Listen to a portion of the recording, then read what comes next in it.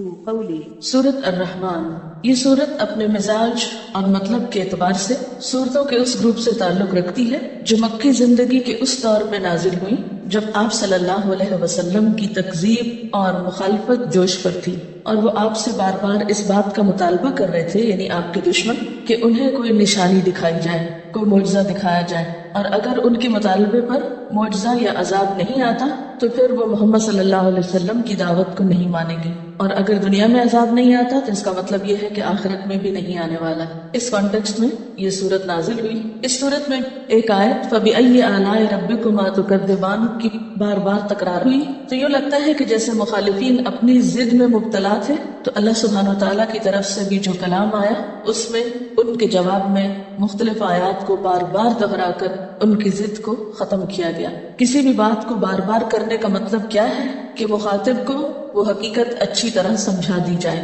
اس چیز کی طرف توجہ دلائی جائے جس کی طرف وہ توجہ نہ دینا چاہتا ہو۔ قرآن پاک کا یہی انداز دراصل ایک مؤثر انداز ہے کہ وہ مخاطب کے مزاج کو سامنے رکھ کر بات کرتا ہے۔ مخاطب اگر ضد میں مبتلا ہے تو اس کی سوچ کی اصلاح کے لیے ایسا انداز اور اسلوب اختیار کیا گیا ہے کہ وہ سوچنے پر مجبور ہو جائے۔ پچھلی صورت میں بار بار وَلَقَدْ يَسَّرْنَا الْقُرْآنَ لِلذِّكْرِ کی بات ہوئی، اور یہاں کلام کے آغاز میں ہی فرمایا بسم اللہ الرحمن الرحیم، الرحمن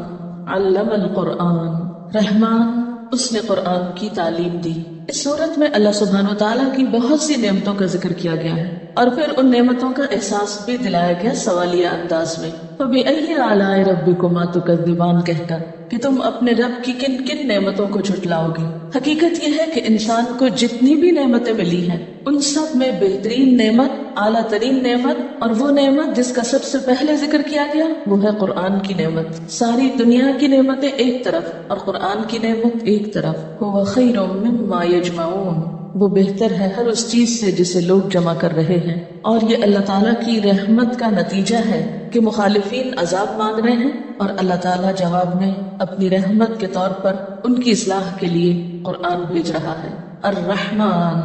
بے حد مہربان، بہت مہربان،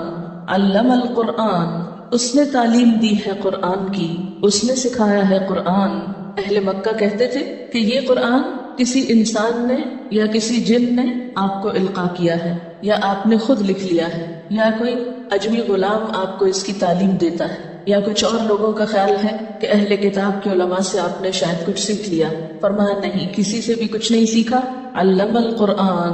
یہ قرآن رحمان کی تعلیم ہے، رحمان نے سکھایا ہے۔ اللہ تعالیٰ نے اسے نبی صلی اللہ علیہ وسلم کو سکھایا اور بذریعہ جبریل امین سکھایا، جس کا ذکر پیچھے سورت النجم میں گزرا، علمہ شدید القوا، اور پھر آپ صلی اللہ علیہ وسلم نے صحابہ کرام کو سکھایا، اور اس سے یہ سلسلہ چل نکلا جو آج تک باقی ہے اللہ کے فضل سے۔ تو قرآن کی تعلیم دینا ایک بہت اعلیٰ درجے کا کام ہے جسے رحمان نے اپنی طرف منسوخ کیا ہے۔ الرحمن علم القرآن، اللہ تعالیٰ کی صفات میں سے بہترین صفت اس کی صفت رحمت ہے، اور اس میں بھی مبالغے کا صیغہ رحمان ہے، تو یہ اس کی رحمت ہے کہ اس نے اس کی تعلیم دی۔ اسی لیے بندوں میں سے بھی بہترین ان کو قرار دیا گیا جو قرآن سیکھیں یا سکھائیں۔ گویا جو شخص یہ چاہتا ہو کہ اس پر اللہ کی رحمت نچھاور کی جائے، اللہ تعالیٰ کی رحمتوں کو پائے، اس کے لیے پھر اس کے سوا کوئی راستہ نہیں کہ اس قرآن کو سیکھے اور سکھائے یا اس کو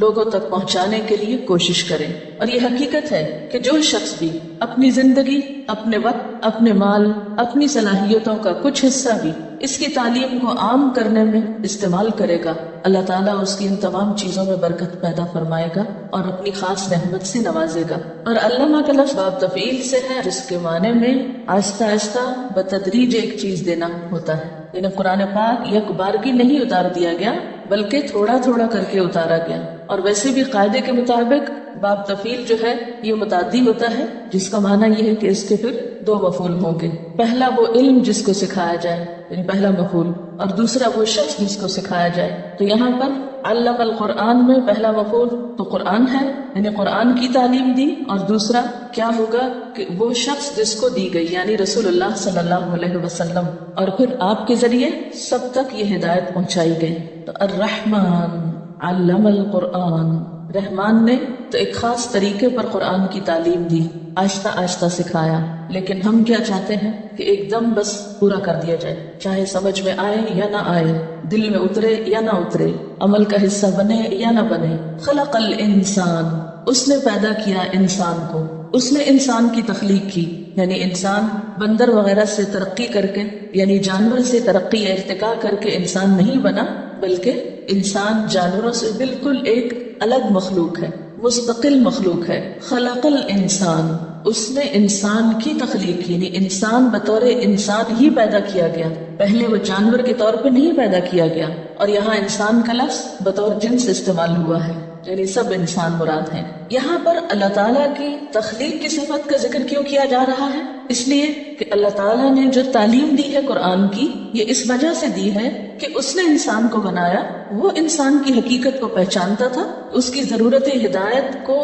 بخوبی جانتا تھا، اور اس ضرورت کو پورا کرنے کے لیے اس نے قرآن کی تعلیم دی ہے۔ اور آپ دیکھیے کہ جو خالق ہوتا ہے وہ مالک بھی ہوتا ہے، تو جو مالک ہوتا ہے اس کے ذمہ ہوتا ہے کہ مملوک کو کام بتائے کہ اسے کیوں بلایا گیا، کس کام کے لیے بنایا گیا۔ یہ بالکل ایسے ہی ہے جیسے آپ کسی فیکٹری میں ملازمت کریں تو فیکٹری کے مالک کا ذمہ ہے کہ آپ کو آپ کے کام کی نوعیت بتائے۔ جب بھی کسی کو کسی محکمے میں یا کسی ادارے میں یا کسی دکان پر یا کسی فیکٹری میں مملوک کے طور پر یا کام کے لیے بلایا جاتا ہے ایک امپلائی کے طور پر، تو جو مالک ہوتا ہے اس فیکٹری کا یا بزنس کا، اس کی ذمہ داری صرف یہ نہیں ہوتی کہ لوگوں کو بھرتی کر لے، بلکہ اس کی ذمہ داریوں میں یہ ذمہ داری نہایت اہم ہوتی ہے کہ وہ آنے والوں کو ان کا کام بتائے۔ تو اللہ تعالیٰ نے انسان کو پیدا کیا، وہ انسان کا مالک ہے، انسان اس کے آگے مملوک ہے، لہٰذا یہ اس کی ذمہ داری تھی کہ وہ انسان جیسی مخلوق کو پیدا کر کے عقل دے